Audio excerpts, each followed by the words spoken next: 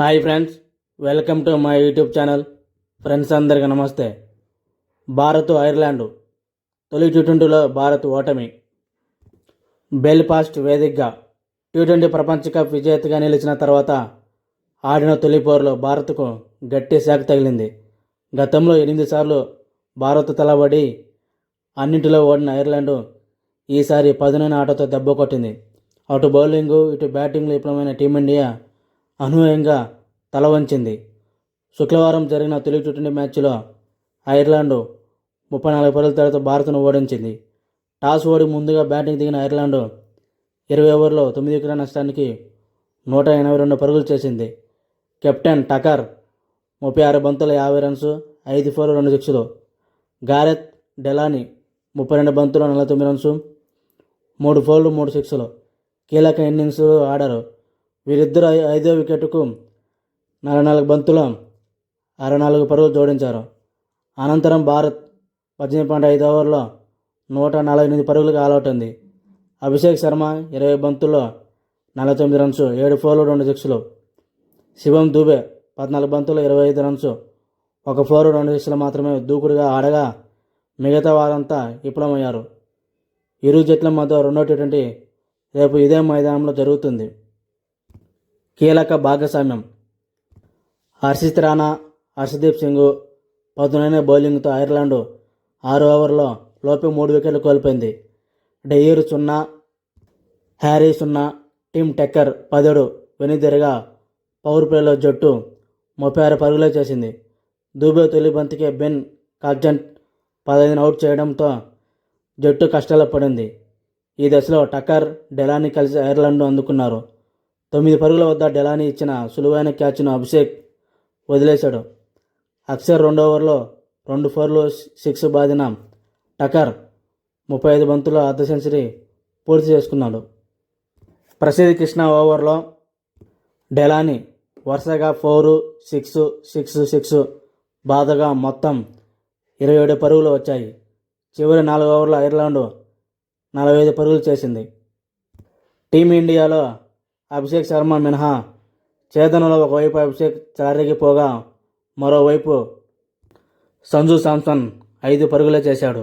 ఇషాన్ కిషన్ 1 విఫలమయ్యారు.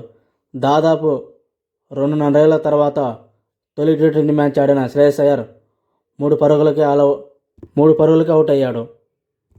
ప్రభావం చూపకపోగా తిలక్ వర్మ 19 కూడా నిలవలేదు. కొద్దిగా పోరాడిన దుబే అవుట్ అయ్యే సమయానికి భారత్ 4 ఓవర్లో 48 పరుగులు చేయాల్సి ఉంది. అయితే తర్వాత 17 బంతుల జట్టు మరో 13 పరుగులు మాత్రమే చేసి జట్టు చివరి 3 వికెట్లు కోల్పోయింది. ఈ మ్యాచ్లో వైభవ్కు చోటు లేదు. భారత అభిమానులు ఎంతో ఆసక్తితో ఎదురు చూసిన క్షణం శుక్రవారం రాలేదు. తుది జట్టులో వైభవ్ సూర్యవంశీని టీం మేనేజ్మెంటు ఎంపిక చేయలేదు. వరల్డ్ కప్ విజయంలో కీలక పాత్ర పోషించిన టాప్ 3ని కొనసాగించడం వైభవ్కు అరంగేట్రం చేసే అవకాశం లేకుండా పోయింది.